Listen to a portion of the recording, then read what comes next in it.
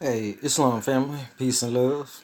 I want to come on here and do a video going into private status correction, or Moorish status correction to be exact, because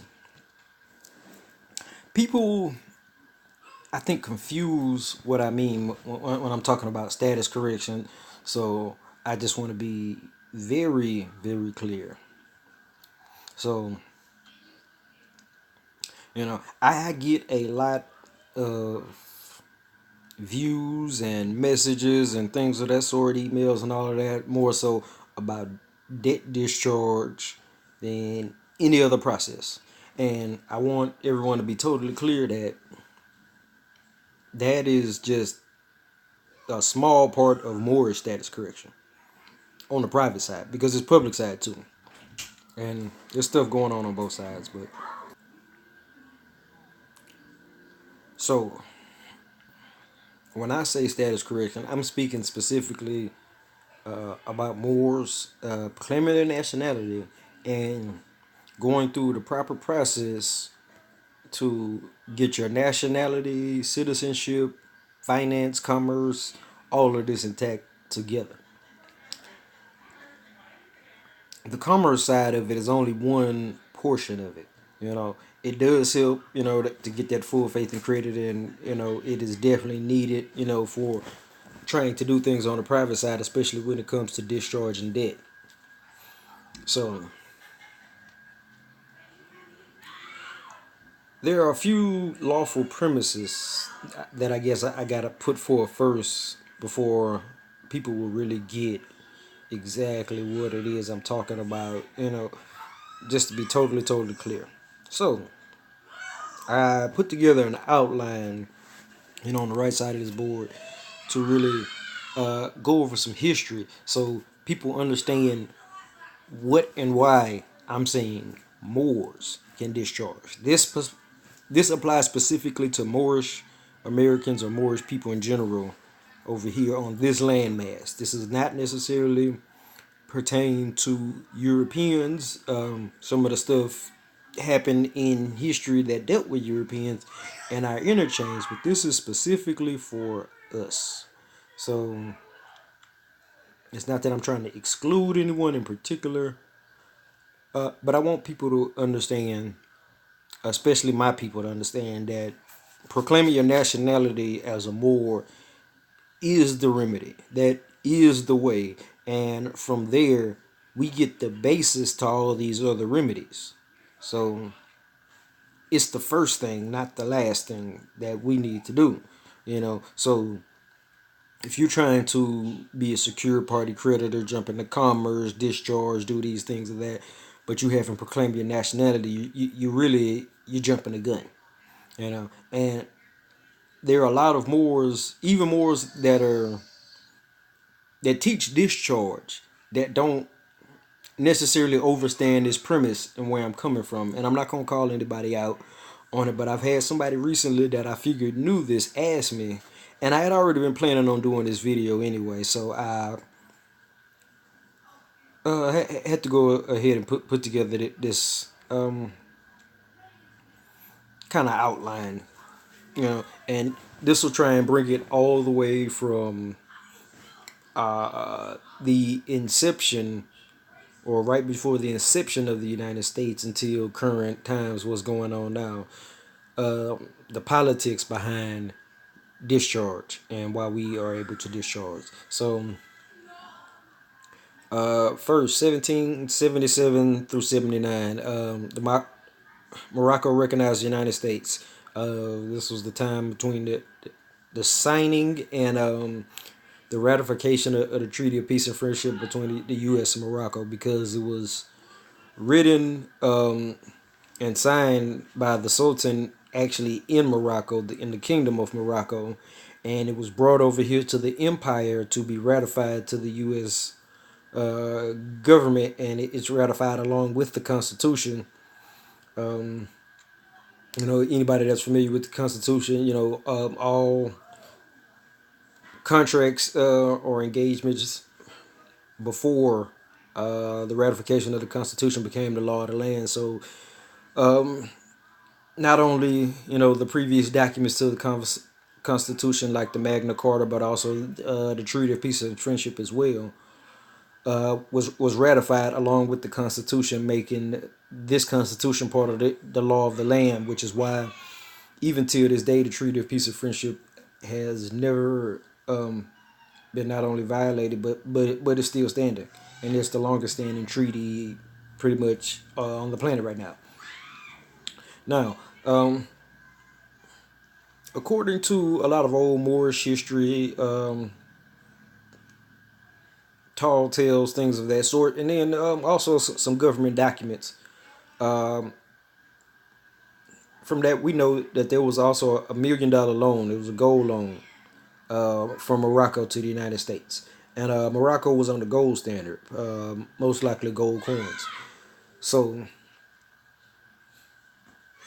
along with the recognition of the United States, because you can't be a country, let's say, you'll hear things like California said they want to succeed, or, one of these other little states said they want to succeed from the United States to be their own country, basically. So, let's say we're going to go with somebody up north. We're going to say Wisconsin. If Wisconsin wanted to break away from the United States, um, it would be a violation of international law unless they had Canada or another country to basically recognize their secession. And the United States would probably go to war because of that. But it can be done. But in international law, you have to be recognized. You can't just break off and proclaim yourself a country. It doesn't work like that. You need someone else on your side that is a country, another sovereign power to recognize you, to be fully recognized.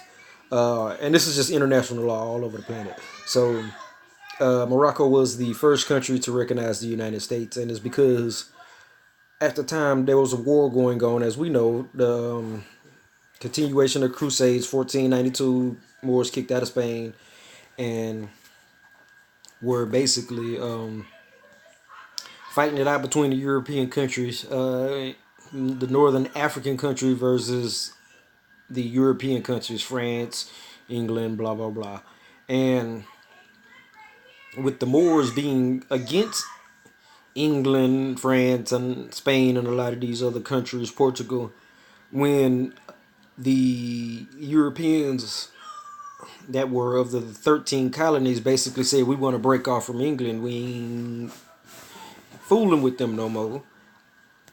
Well, when that happened, basically, Morocco was like, okay, cool, y'all can come under our dominion, and that's what happened.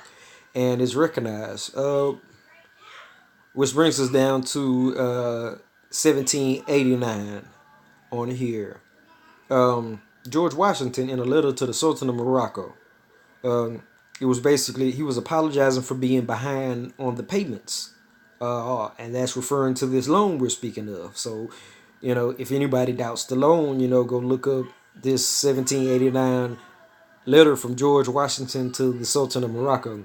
And he's apologizing for being behind on the loan. And his excuse is basically the war. He says, we don't have any gold or silver mines over here, and we just came out of this war, talking about the American Revolution. So this was 10 years after the signing of the Treaty of Peace and Friendship. That George Washington, who's known to be so-called first president, even though Moors and other historians know about the previous president, starting with John Hancock. But so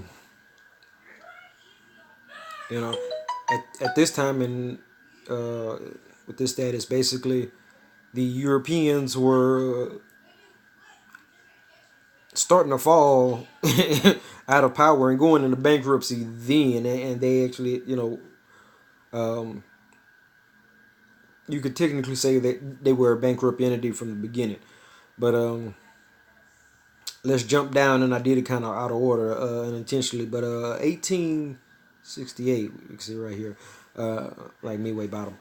The 14th Amendment citizenship after the Civil War, because there was still problems after the so-called American Revolution, which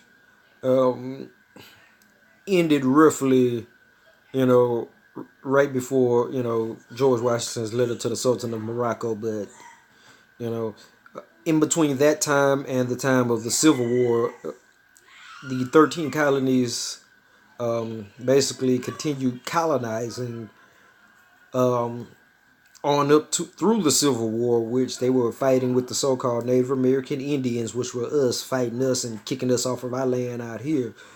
Um, and concluding, wrapping up with that, with the 14th Amendment.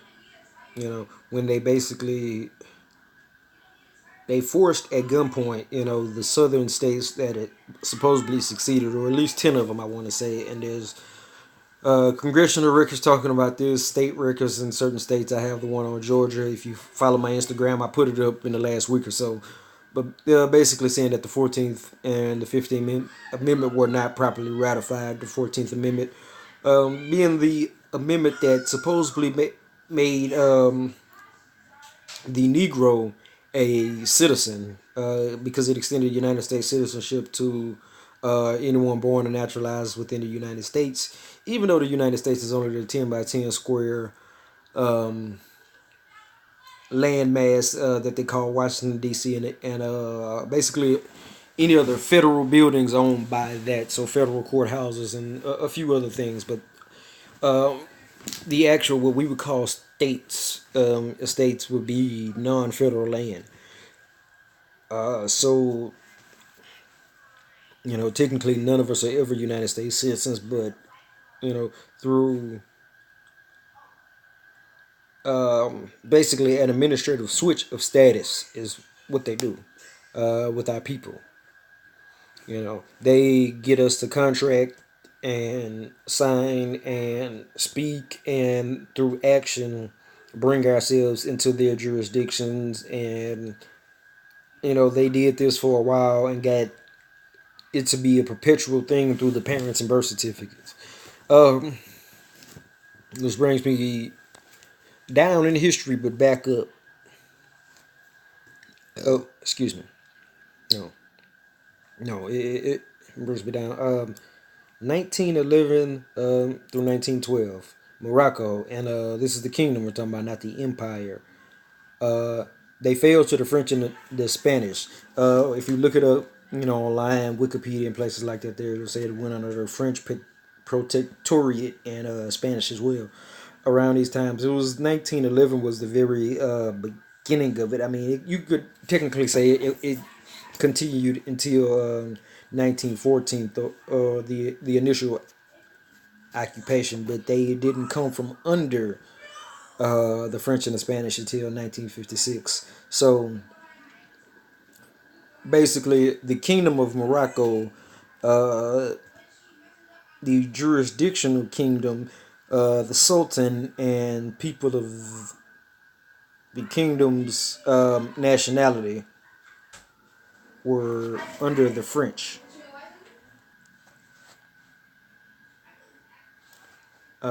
So being under the French, the Spanish, pretty much jurisdiction, uh, they lost their sovereignty, pretty much.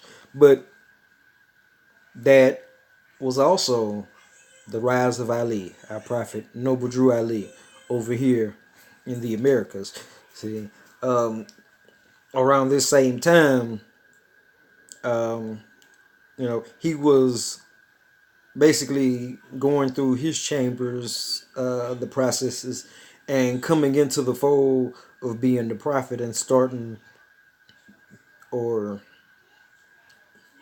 being one of the people in the old Canaanite temple. Whether he started it or not is debatable between Moors, and it's not something I want to go into on my opinion of that right now. But the first starting of the Moorish Holy Temple of Science after that, in 1913, or 1916 in particular, I want to believe, or I want to say,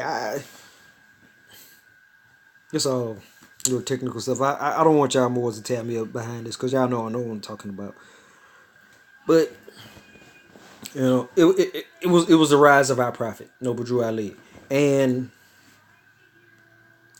with that, he basically came into himself and ourselves as the prophet during this time. And if we move back up, 1928,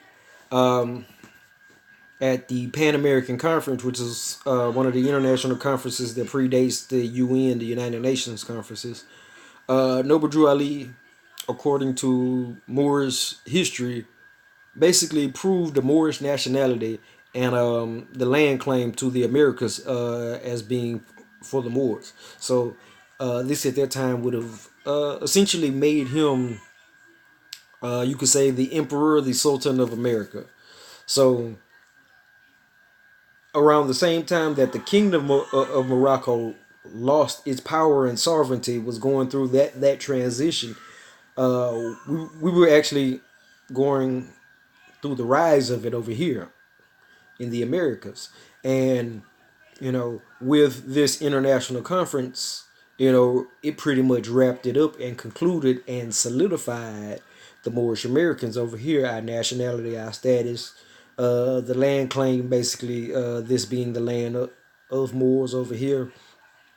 But another thing that most Moors don't talk about, and this is where we get back into discharge, is the loan claim. I know without a shadow of a doubt, even though I've never heard other Moors really speaking on it, that Noble Drew Ali called them on that original loan that George Washington was apologizing for. So we move down one more year. Noble Drew Ali gets killed behind doing this, and that's long story best left for another video that we're not even going to get into. But there was basically a 5-year limbo period where the Europeans were trying to clean up what just happened, because it initially proved what side of the treaty that we were on, and that the administrative switch of status, trying to make us slaves and citizens and things of that sort, it proved the fraud in it, the invalidity of what was going on at the time. And they couldn't have that because they were already bankrupt. There was nothing left. From the time of George Washington, they hadn't even been able to do this stuff. So even after all this time, over 100 years later, they still hadn't got to a point where they were solid enough to repay this debt. So in 1933, after being called on this debt and not being able to do anything, they went into bankruptcy. Excuse me.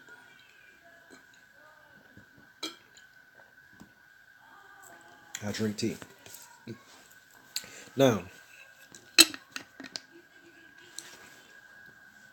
1933, the bankruptcy, they abandoned the gold standard.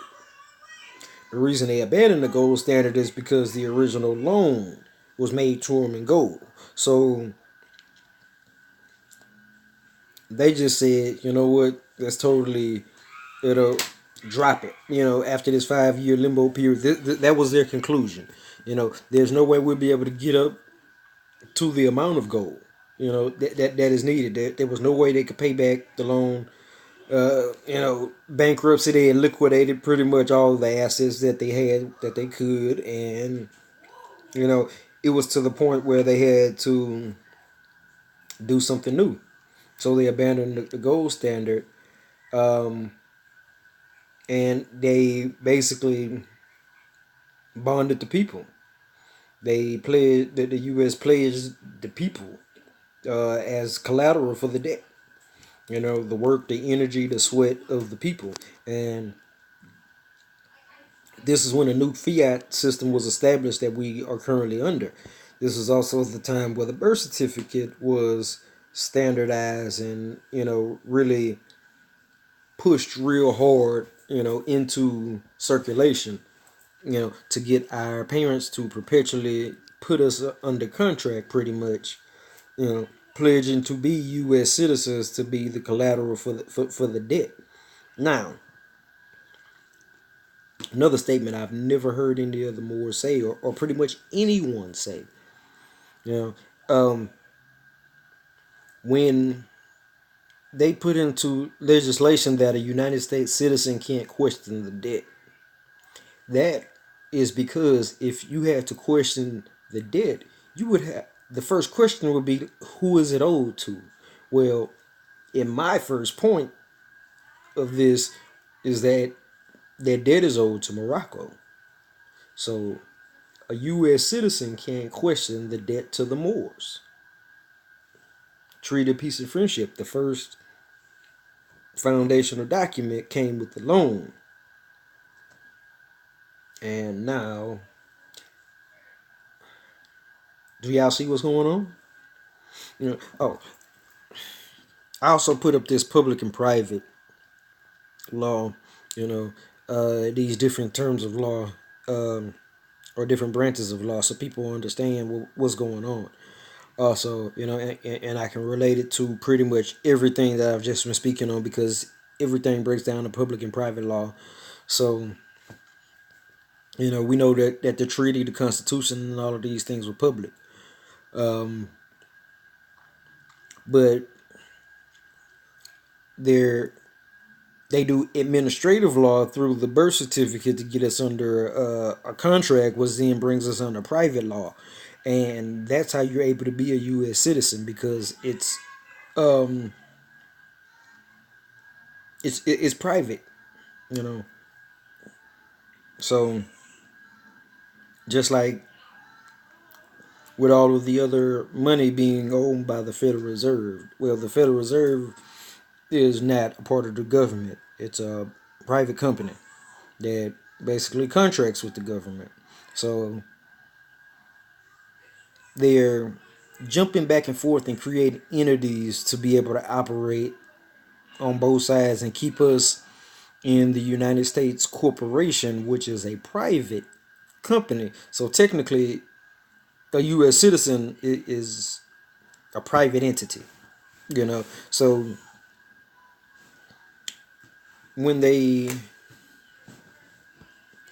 do things to curtail the Constitution, to sidestep the Constitution, it applies to a U.S. citizen. So if you get into deep law, like what I tell people to do, go read the Code of Criminal Procedure, you'll understand how they're sidestepping the Constitution, and even making the Code of Criminal Procedure, excuse me, a part of the law of the land for the state, and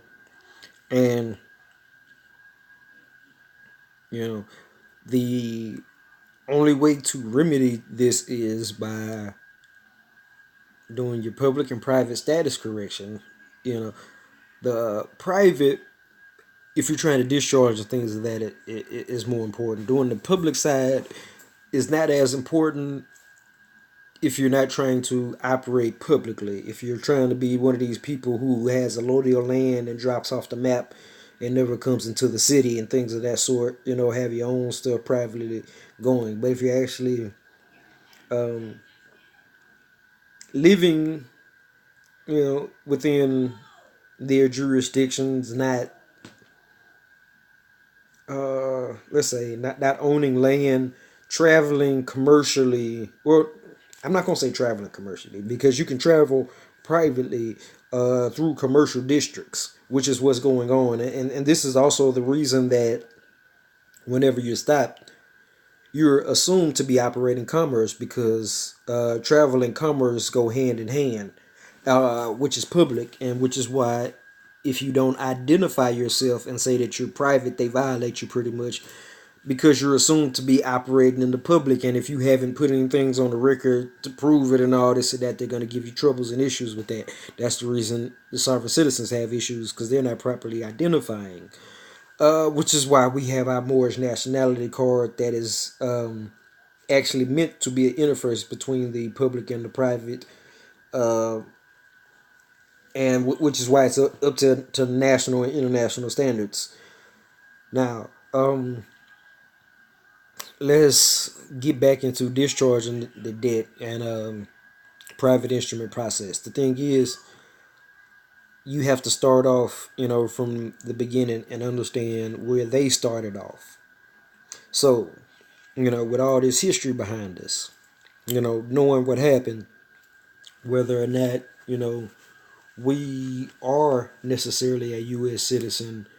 Uh, the thing is, because of administrative switching of status, contracting our ancestors into this first contract here, which is the birth certificate, and signing them for the children to pretty much bring us under a perpetual rule as long as we're still operating the system, getting birth certificates and things of that sort, and not doing status correction to get out of, excuse me, any assumptions, presumptions, or things of that sort that might be causing us to fall into their jurisdiction. So, the first thing is to proclaim your nationality as a Moor. There's, you know, no getting around that, because when it comes to discharging debt, that public debt is owed to the Moors. There's different kinds of debt, and they say, you can't question the public debt.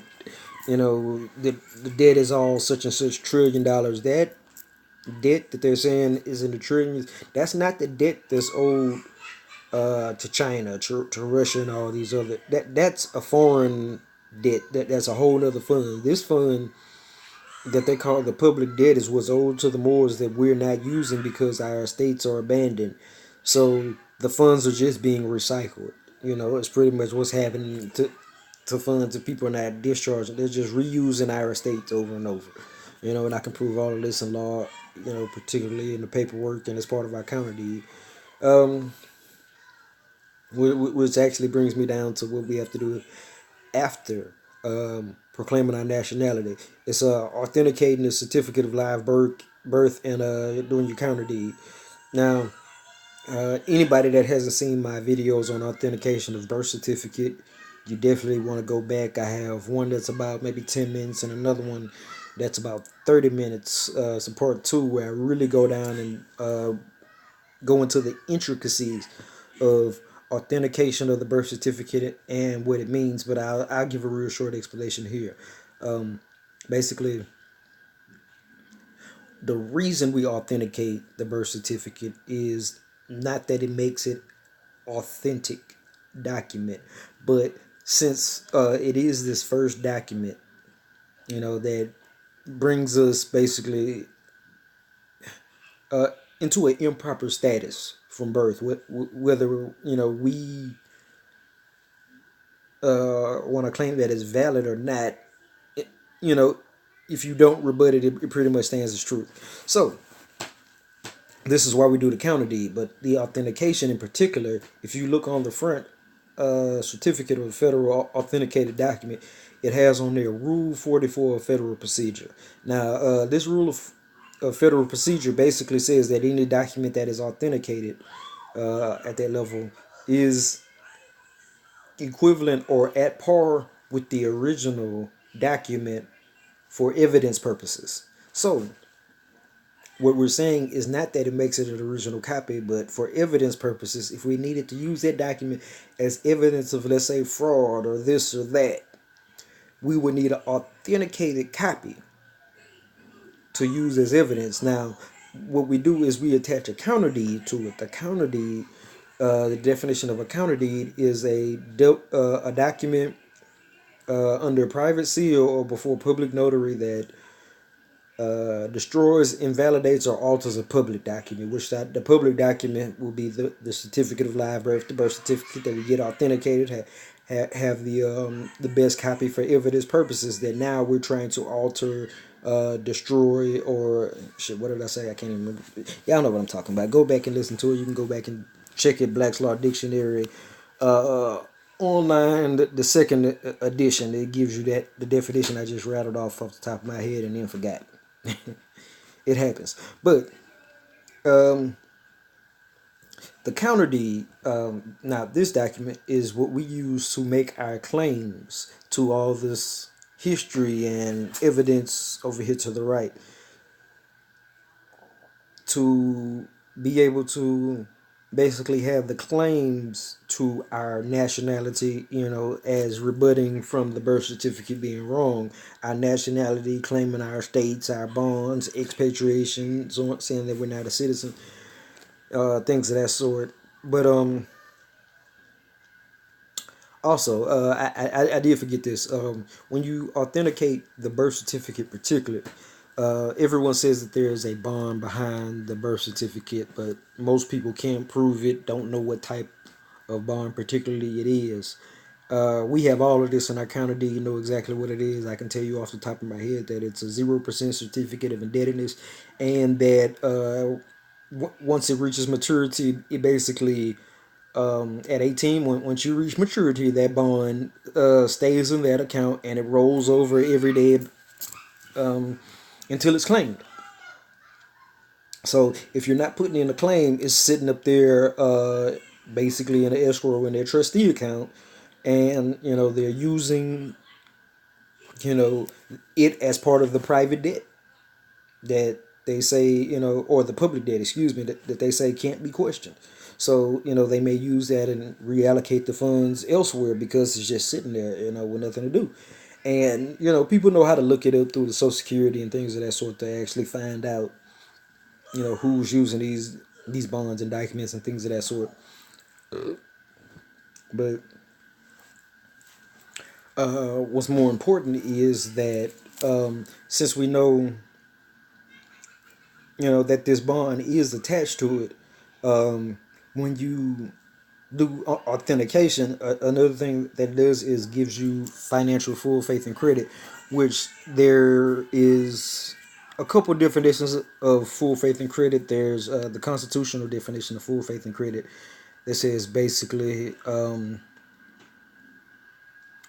anything from one jurisdiction has to be recognized in another jurisdiction, like a foreign judgment. You hit your baby mama in Texas. She gets a restraining order, moves to Louisiana. Louisiana has to honor that same restraining order from Texas because they have to give it full faith and credit as the original state that it was issued, and that's the constitutional definition, and it doesn't quite apply in the same way as the financial definition, which is in the USC codes. I can't quite remember right now, but it you could also find it on Investopedia.com, and they changed it, which is in my second video that I did on full faith and credit from the financial standpoint, because after I put out the first video, they changed the definition on their website to reflect slightly different. But the basic definition of financial full faith and credit is a government entity or a higher entity backing the principal and the interest of a lower entity. So let's say the state of Texas, if that's where the birth certificate is issued, when you send it in to get it authenticated with the Secretary of the state of Texas, the higher entity is backing the interest and the principal of the debt of the lower entity, which would be the straw man. Do y'all get this? And you send it in up to the federal level to do the same thing from the United States. And at that point, it says that on the certificate that the seals from the state of Texas are given full faith and credit of the United States. So, on a financial standpoint, then the United States of America will be backing the principal and the debt of the state of Texas, which has annexed the document of the certificate of live birth to it. So, essentially, conferring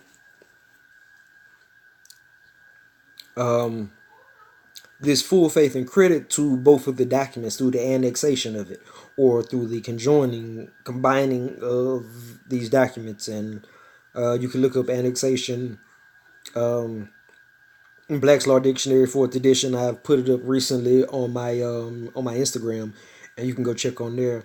But I'm gonna paraphrase this one, but basically, annexation, it can be the joining of property, in the sense of, well, in a couple of different senses. Like they try and say the state of Texas was annexed to the United States, which is actually wasn't properly annexed. Bringing it in, but actually annexing can be the combining or joining of documents as well. And when you go and look into the second or third definition on there, it says that it can also be a chattel being conjoined or combined to a freehold. So the annexation would be the chattel property, certificate of live birth, bond, and all of that being authenticated, given full faith and credit, now being basically joined to certificates that confer full faith and credit. Now, when you get full faith and credit from a financial standpoint on a bond, what does that mean? Anyone? Okay, yes. When you get financial full faith and credit on a bond, that means that bond is good to go and you can discharge. So, with our nationality, being included, with this counter deed annex attached properly to the authenticated birth certificate, we have the proper claim that we deem now to be in the status to discharge. And I had someone recently ask about HJR 192 being repealed, and what did I think about that? Well, to be honest, that has nothing to do with the debt that is owed to the Moors and our financial full faith and credit. It does affect maybe Europeans or non-Moors that want to base their discharges off of HJR 192, because you could say that in a sense, when you authenticate your birth certificate, it does give you that financial full faith and credit, proving you're the obligee in HJR 192. But the stance of a European or a non-Moor would be different from ours. Because we are heirs to the Moroccan Empire, and we're owed more than reparations. We're owed interest on that loan, plus the loan, the principal and interest on the loan. And with Noble Drew Ali being competent enough to call that out, they had to do something about that. So at this point, the best thing we can do is fix our paperwork and get our people right, until we can get into a situation where we're not even coming into their system with that birth certificate contract from the beginning. Now, once you do have your counter deed fully enacted,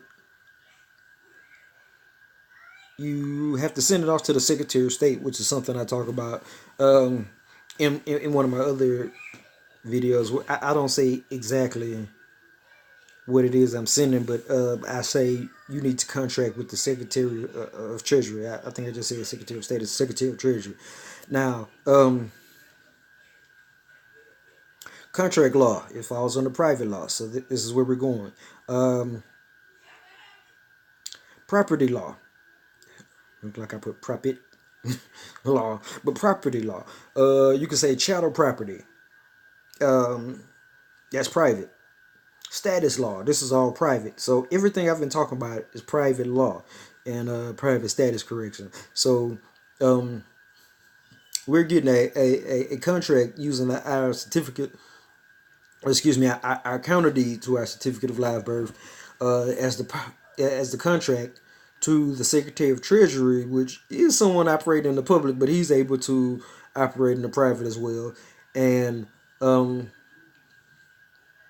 You know, everyone that's part of the secured party um, community, people of these sort, they know about when you send off to these people certified mail, get your return receipt, the green card. They everyone says that basically they're agreeing to contract with you, and I would believe that because when I sent mine off, I didn't get it back for like 3 or 4 months, which means they read the shit out of that. And after that, the acceptance rate of my instruments went up. And that's just simply you know how it is because I was already discharging beforehand, but it wasn't the same. But when you're going through process, now I would say I should have done, all of this what I was speaking on now first. Um, and from once you send off to the Secretary of Treasury your completed counter deed, get back your green card, you're pretty much set up to go. Now you can also go through deeper processes that are out there, sending him a offset bond. But the thing is, you already have full faith and credit in another bond through certain certificates. So these numbered certificates numbers can be used when you're trying to invoke your full faith and credit. Um, so you know from there, I have another video you need to go to because I mean it takes a lot to break all this down. But from there, you have to identify the type of debt because excuse me, there are two types of debt. There's debt due and there's debt owed. There's the debt that's owed, which is pretty much a contract, but contracts are not necessarily dischargeable. But then there's debt due. There's past due debt, and anything past due is definitely dischargeable. And people need to look further into this because they don't understand, and this is why they're trying to pay bills and call it discharging debt when that's not necessarily debt or debt in a sense of dischargeable debt. So that's another thing that really it bogs people's understanding because they may have been through certain processes and you know certain processes that people call status correction, which could have been something similar to this process. I'm not gonna knock everyone and say no one else's process is correct because that would be just totally bogus. The thing is, anyone following the proper steps in law could do exactly what I'm doing. You would have to follow the same lawful principles, hitting the same concepts and points in your documents, but you could draw up your own documents totally without me or any of my people that have been through this, which we have a pretty much a process set up to assist people doing it without banging their heads. But anyone could pretty much do this stuff and they would be able to get results to discharge. But the thing is, not understanding the types of debt, they you might think that the process doesn't work because you're trying to send an instrument to someone that is unable to accept the instruments. And this is also how people get caught up as well for writing false instruments. People saying like you wrote a false check when you wrote them a bill of exchange, but they don't understand, what it is that you gave them, and how to process it. So without identifying, the type of debt first to know if this is a type of debt that can be discharged, you know, you could be mixing public and private, which is a no-no. And then mixing public and private will bring you into the situation where they're trying to call your international bill of exchange a check when it doesn't say check anywhere on there. And you may have dotted all your I's, crossed all your T's as far as your process, but people that you're giving it to not understanding that it's a private instrument instead of a public instrument, not knowing what to do with it. Which brings me into my next point is identifying entities that can accept private instruments. Because one, you have to know um, basically the type of debt that it is that you're shooting after, and then you have to know the status of who it is you're trying to discharge with, and understand that discharge, um, when it comes down to it, um, it's a public discharge of a private debt, you could say. Because if it was a private debt, no one would know, and that is not necessarily an obligation of the United States as compared to public debts with public entities, which are instrumentalities of the United States, if you understand that. You know, to break it down any longer would take another video almost as long as this one has been so far. you know, but basically, I could put it like this: Facebook is a public company, so technically, with them being public, they're an instrumentality of the United States in a public capacity, and technically would have to accept private instruments if you were to do the proper presentment in the proper way, basically. You know, um, but before then they were private.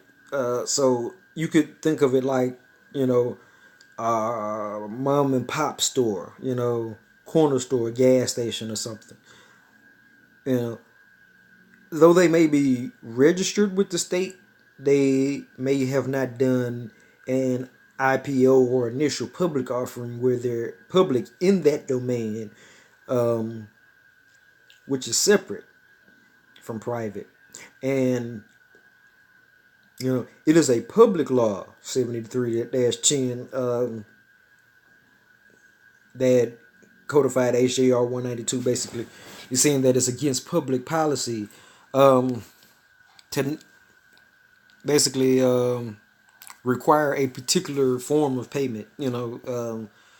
Saying you can't, as a public company, it's against public policy in the United States for a public company to specifically want or require a particular type of payment. And this is um, another, you could say, basis of discharge when it comes to the private side, because you're understanding that you are in contract privately with a public entity that is able to discharge your debt, and this public entity reports to the Secretary of Treasury, pretty much. So they're able to